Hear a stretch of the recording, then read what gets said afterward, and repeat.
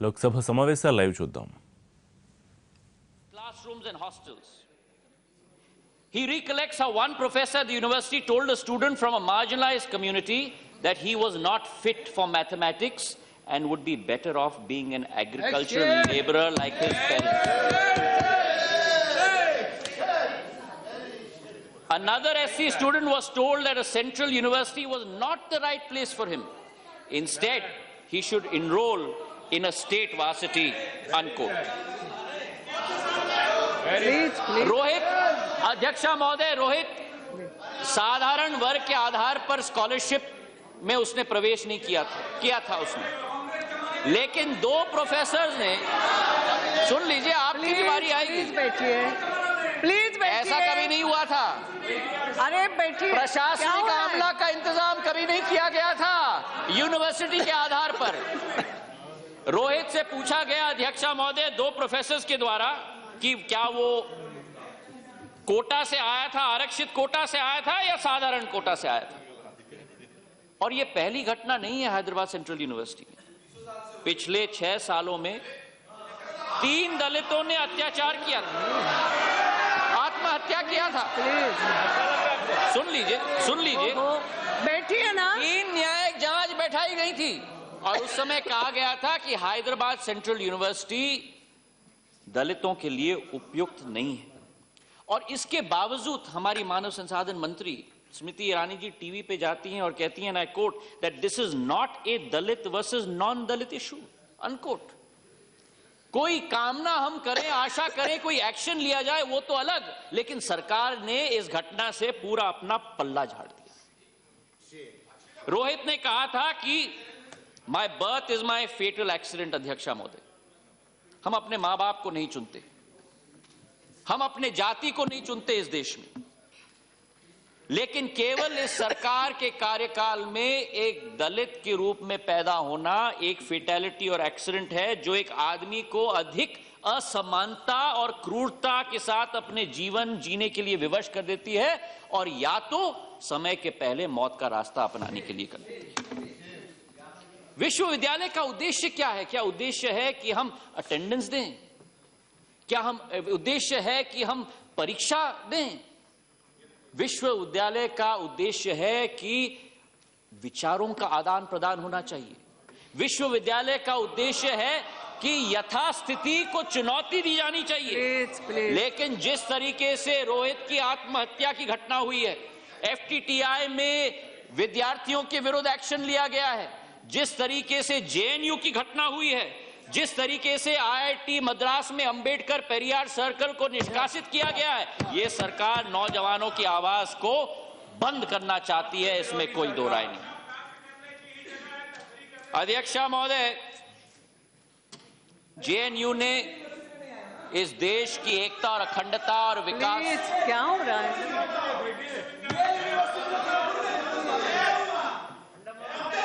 मेरे भाई सांसद इतने उत्तेजित क्यों हो रहे हैं? सुन लीजिए, अपने जवाब में आप जवाब दे दीजिए जो भी देना। असहिष्णुता का परिचय मत दो, सुन लो बाबा। जेएनयू ने इस देश की विकास और प्रगति में बहुत योगदान। अध्यक्षा मेरा महोदय, सबसे निवेदन है, don't take it something political या कुछ। अगर विश्वविद्यालयों में कुछ हो रहा है तो सबको सीरियसली सोचना है इस बारे में। प्लीज, ये कमेंट्स करने से नहीं होना चाहिए। Absolutely right, very good. ये आदिवासी दलित का अध्यक्षा महोदय, ऐसा भी मत बोलो, सबने सोचना है। मैंने कहा अध्यक्षा महोदय, दलित ने सोचना, किसने सोचना, no, all of us have to think. अध्यक्षा महोदय, जब अनुशासनात्मक घटना के लिए एक उच्च स्तरीय जांच कमेटी गठित हुई है तो क्या सरकार को उसके परिणाम के लिए इंतजार नहीं करना चाहिए? गृह मंत्रालय के आदेश पे दिल्ली पुलिस कैंपस में चली गई और जिसको चाहे उनको अरेस्ट कर दिया और आंतरिक प्रक्रिया को राख में ताक पर रखकर, अध्यक्षा महोदय, आंतरिक प्रक्रिया को ताक पर रखकर उस संस्थान को पूरी तरह से नष्ट करने की कोशिश रह गई है। नारे लगे और उन नारों का समर्थन मैं समझता हूं इस देश का कोई भी वासी नहीं कर सकता, कोई भी वासी नहीं कर सकता। अगर इस देश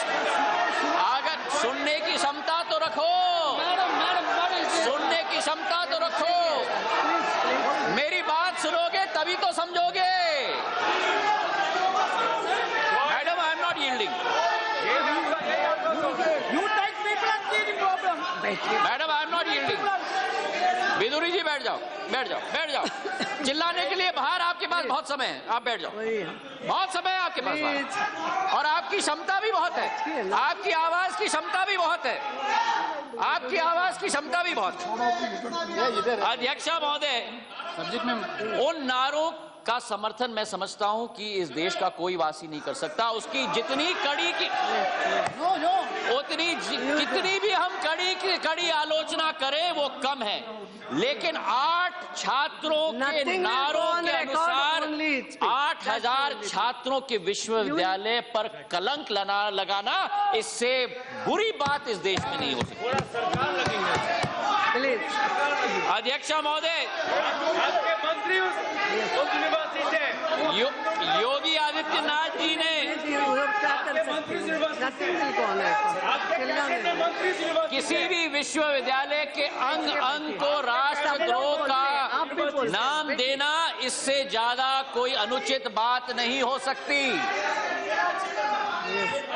अध्यक्ष महोदय, वो जरा शांत हो जाएं। बैठिए ना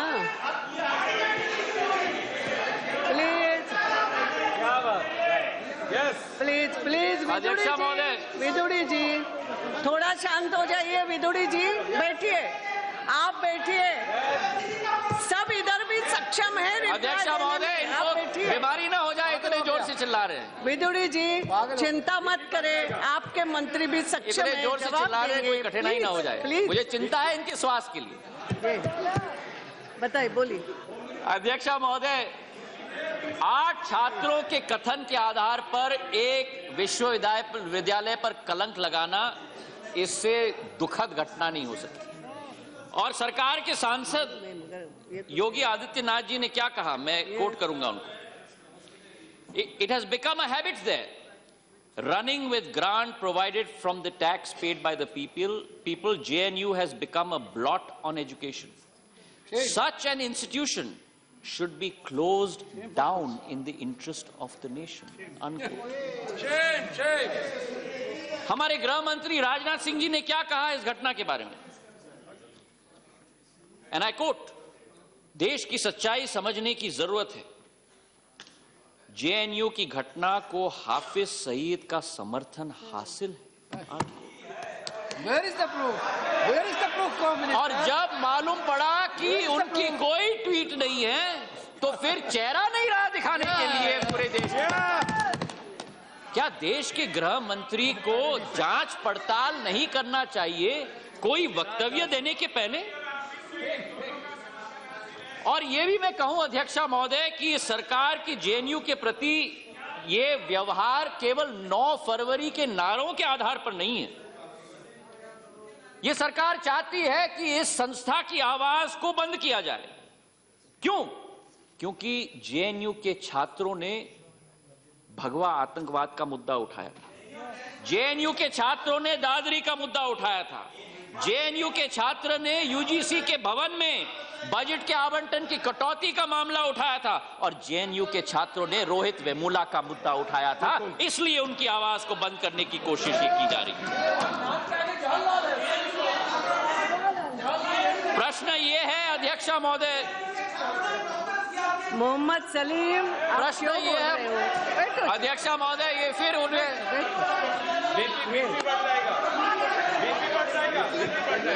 यू आर ऑल्सो इंस्टिगेटिंग।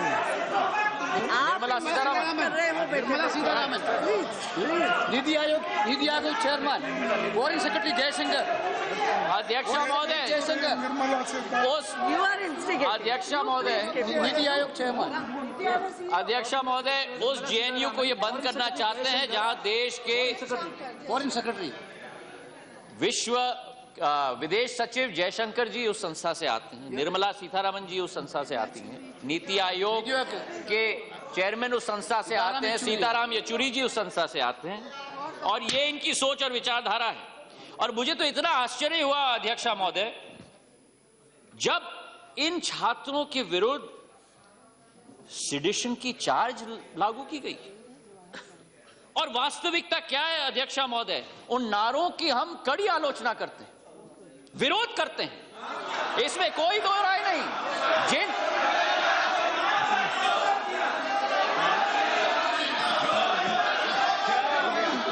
सुन लो फिर आपको समझ में आएगा। मैं यील्ड नहीं करने वाला, मैं आपके दबाव में नहीं आने वाला। आप मेरे आवाज को बंद नहीं कर सकते संसद के अंदर। जो मुझे कहना है आपको सुनना ही होगा। सम्मान पूर्वक मैं आपसे निवेदन करना चाहता हूँ, सम्मान पूर्वक। आप मुझसे बुजुर्ग हैं, मैं सम्मान पूर्वक आपसे निवेदन। प्लीज क्या है? अब आप फिर उठ गए, आप उठे रहिए, आप बैठिएगा मत। विदुड़ी जी आप अध्यक्षा महोदय, मैं भी उन नारों की हम जितनी आलोचना करें वो कम है, लेकिन केवल नारे देना अपराधीकरण की श्रेणी में नहीं आता और राजद्रोह की श्रेणी में नहीं आता।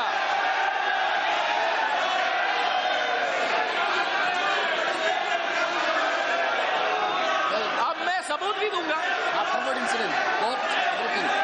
अभी मैं सबूत भी दूंगा। अध्यक्षा महोदय, सुप्रीम कोर्ट का जजमेंट है, केदारनाथ सिंह का जजमेंट है। मैं यील्ड नहीं करने वाला। आप जितना भी चिल्लाओ, मुझे हक है अपनी आवाज को उठाने के लिए, और आप मेरी आवाज नहीं बंद कर सकते। आप जितना भी चाहो मेरी आवाज को नहीं बंद कर सकते। जितना हक आपको है उतना हक मुझे है सर। मेरी आवाज नहीं बंद कर सकते आप मेरे साथ सहमत न हो, मुझे कोई कठिनाई नहीं, लेकिन आप मेरी आवाज को बंद नहीं कर सकते। आप मेरा विरोध करो, मुझे कोई कठिनाई नहीं, लेकिन आप मेरी आवाज बंद नहीं कर सकते। ये मेरी देश के संविधान ने मुझे हक दिया है। अध्यक्षा महोदय, ज्योतिरादित्य जी, केदारनाथ सिंह प्लीज जी, प्लीज क्या हो रहा है? करना चाहते हैं। प्लीज बैठिए।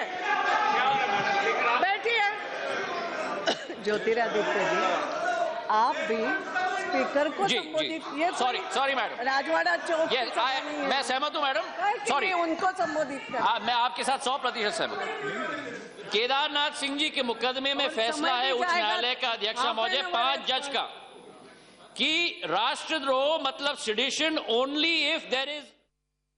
రైట్, జేఎన్యూ హెచ్సియు ఘటనకు సంబంధించి వాడివేడిగా లోక్సభలో చర్చ జరుగుతోంది. కాంగ్రెస్ ఎంపీ జ్యోతిరాదిత్య ప్రభుత్వంపై విమర్శలు చేస్తూ ఉన్నారు. రోహిత్ వేముల అంశం ప్రస్తావనకు తీసుకొచ్చి అతన్ని అణిచివేశారు, అవమానాలకు గురి చేసినందుకే ఆత్మహత్యకు పాల్పడ్డాడు, కేంద్ర మంత్రుల ఖచ్చితంగా వాళ్ళ పాత్ర ఉంది, దీనికి సమాధానం చెప్పాలి అని ఆయన విమర్శిస్తూ ఉన్నారు. దేశంలో పెరిగిపోతున్న అసహనానికి మనం ప్రత్యక్ష సాక్షులుగా ఉన్నందుకు సిగ్గుపడాలని చెప్పి ఆయన మాట్లాడుతున్నారు. దీనిపై అధికార పార్టీ ఎంపీలు కూడా ఆందోళన వ్యక్తం చేస్తున్నారు. ఇవి ఇప్పటివరకు